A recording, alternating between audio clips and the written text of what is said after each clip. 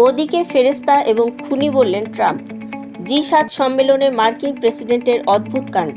So you look at this man. I'll give you a lesson. He's the most beautiful looking man. He looks so nice. He's like an angel. But actually, he's as tough as he's a killer. I don't want to. He's a killer. আসসালামু আলাইকুম।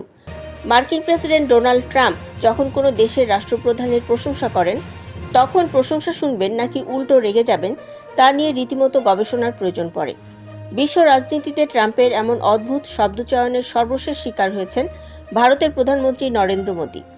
আন্তর্জাতিক গণমাধ্যম Al Jazeera জানাচ্ছে, জি7 শীর্ষ সম্মেলনের ফাঁকে নরেন্দ্র মোদির সাথে এক দ্বিপাক্ষিক বৈঠকে ট্রাম্প মোদির প্রশংসা করতে গিয়ে একই সাথে দেবদূত এবং খুনি বা কিলার বলে সম্বোধন করেছেন।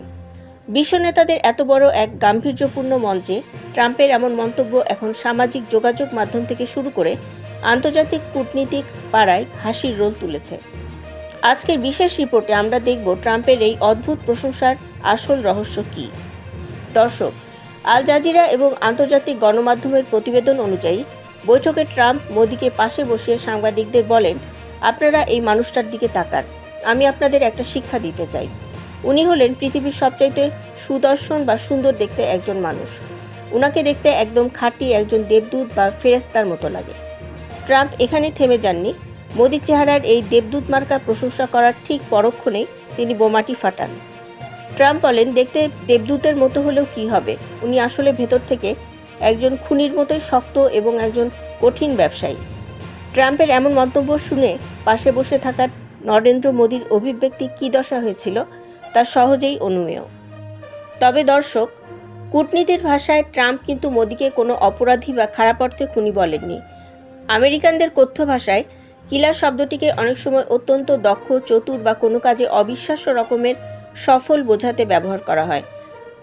ট্রাম্প বোঝাতে চেয়েছেন মোদি দেখতে খুব শান্ত এবং নরম স্বভাবের হলেও টেবিলের নিচে আলোচনার টেবিলে তিনি একজন অত্যন্ত কঠিন এবং ঝানু দর কষাকষিকারী। ট্রাম্প রসিকতা করে বলেন, মোদি তার এই নিষ্পাপ চেহারা দিয়ে সবাইকে চমকে দেন এবং নিজের দেশের স্বার্থ আদায় করে নেন। ট্রাম্প আরও দাবি করেন, যতদিন তিনি হোয়াইট হাউসে আছেন ভারত আমেরিকার সবচেয়ে বড় বন্ধু হিসেবেই থাকবে। এমনকি ভারতের স্বার্থে তিনি যে কোনো জায়গায় পাশে দাঁড়াতে প্রস্তুত। তবে শর্ত একটাই, নেতা হিসেবে মোদিকে থাকতে হবে। দর্শক, ট্রাম্পের এই দেবদূত এবং কিলার থিওরি নিয়ে এখন আন্তর্জাতিক মহলে তুমুল আলোচনা চলছে। কেউ কেউ বলছেন, প্রশংসা করতে গিয়ে মোদিকে এমন উপাধি দেয়া কেবল ট্রাম্পের পক্ষেই সম্ভব। আপনার কি মনে হয়, কাউকে প্রশংসা করার জন্য দেবদূত আর খুনি শব্দ দুটো কি একসাথে মানায়? ট্রাম্পের এই অদ্ভুত মন্তব্যকে আপনি কিভাবে দেখছেন? কমেন্ট বক্সে আপনার মজার মতামতটি আমাদের অবশ্যই জানান।